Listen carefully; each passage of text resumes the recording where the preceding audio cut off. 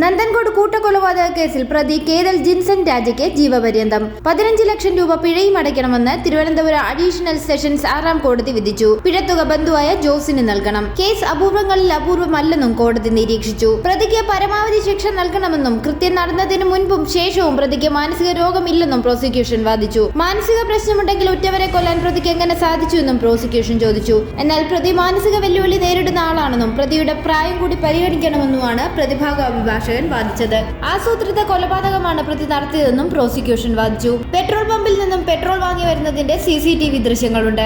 കൊലപാതകത്തിന് ശേഷം ചെന്നൈക്ക് പോയപ്പോൾ പ്രധാന രേഖകളെല്ലാം എടുത്തിരുന്നു. മാനസിക പ്രശ്നമുള്ള ഒരാൾക്ക് ഇങ്ങനെ ചെയ്യാനാകില്ല. പ്രതിക്ക് പശ്ചാത്താപമില്ലെന്നും പ്രോസിക്യൂഷൻ വാദിച്ചു. കേതൽ ജിൻസൺ അച്ഛ രാജാ തങ്കത്തെയും അമ്മ ഡോക്ടർ ജീൻ പത്മയെയും സഹോദരി കരോലിനെയും ബന്ധു ലളിതയെയും അതിക്രൂരമായി കൊലപ്പെടുത്തുകയായിരുന്നു. കഴുത്തിന് പിറകിൽ മഴുകൊണ്ട് വെട്ടുകയും ചെയ്തിരുന്നു. പ്രതി കുറ്റക്കാരനാണെന്ന് കോടതി ഇന്നലെ വിധിച്ചിരുന്നു. ശേഷം വാദം കേട്ട് വിധി പറയാൻ ഇന്നത്തേക്ക് മാറ്റിയിരുന്നു. പിഴത്തുക കേസിലെ സാക്ഷിയായ അമ്മാവൻ ജോസ് സുന്ദരത്തിന് നൽകാനും കോടതി വിധിച്ചു. കേഡലിന്റെ അമ്മയുടെ സഹോദരനായ ജോസ് ഇവരുടെ വീടിന്റെ അടുത്തുള്ള 4 സെന്റ് സ്ഥലവും വീടും കേഡലിന്റെ അമ്മയ്ക്ക് എഴുതി നൽകിയിരുന്നു. ഇപ്പോൾ ആരോരും സഹായമില്ലാതെ വീൽ ചെയറിൽ കഴിയുന്ന ജോസിന് പിഴത്തുക നൽകാനാണ് വിധി. പ്രതിയുടെ പ്രായം പരിഗണിക്കണമെന്നും മാനസിക വൈകല്യമുണ്ടെന്നും പ്രതിഭാഗം ആവശ്യപ്പെട്ടപ്പോൾ മാനസിക രോഗമുള്ള ഒരാൾ എങ്ങനെ 3 പേരെ ക്രൂരമായി കൊല്ലുമെന്ന് പ്രോസിക്യൂഷൻ ചോദിച്ചു. ആരോടും സഹകരിച്ചില്ല എന്നത് മാനസിക രോഗമാണെന്ന തരത്തിൽ വ്യാഖ്യാനിക്കാൻ കഴിയില്ല. ജന്മം നൽകിയ അമ്മയെയും സഹോദരിയെയും എങ്ങനെ കൊല്ലാൻ കഴിയും? കേഡൽ പുറത്തിറങ്ങിയാൽ വീണ്ടും ഇത്തരം പ്രവർത്തികൾ ചെയ്യില്ലെന്ന് ഉറപ്പു നൽകാൻ ആർക്ക് കഴിയുമെന്നും പ്രോസിക്യൂഷൻ ചോദിച്ചു. കൊലപാതകം, തെളിവ് നശിപ്പിക്കൽ, വീട് അഗ്നിക്കിരയാക്കൽ തുടങ്ങിയ കുറ്റങ്ങൾ ചെയ്തതായി കോടതി വ്യക്തമാക്കിയിരുന്നു.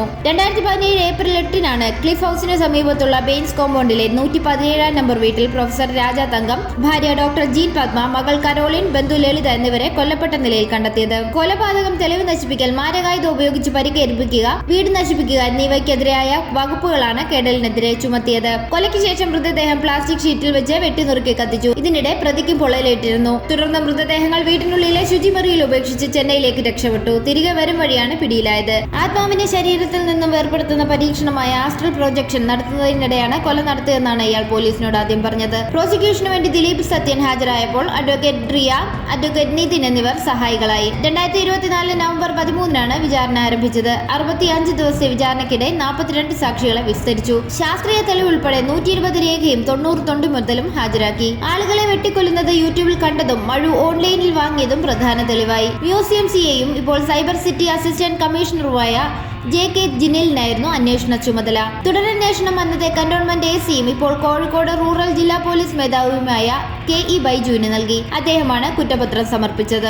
4 കൊലപാതകങ്ങൾക്കായി 26 വർഷമാണ് പ്രതി തടവ് അനുഭവിക്കേണ്ടത്. ആസ്ട്രൽ പ്രൊജക്ഷന്റെ ഭാഗമായാണ് താൻ കൊലപാതകം നടത്തിയതെന്ന് പറഞ്ഞിരുന്ന കേഡൽ പിന്നീട് മൊഴി മാറ്റി. +2 വിദ്യാഭ്യാസ യോഗ്യത മാത്രമുള്ള തന്നോട് വീട്ടുകാർ കാണിച്ച നിരന്തര അവഗണനയാണ് കൊലപാതകത്തിന് പ്രേരിപ്പിച്ചതെന്നും പറഞ്ഞു. മനഃശാസ്ത്രജ്ഞർ കേഡലിന് സ്കിസോഫ്രീനിയ എന്ന മാനസിക രോഗമാണെന്ന് ആദ്യം കണ്ടെത്തിയിരുന്നു. 2017 ഏപ്രിൽ 9-നാണ് കേഡൽ കൊലപാതകമെല്ലാം നടത്തിയത്.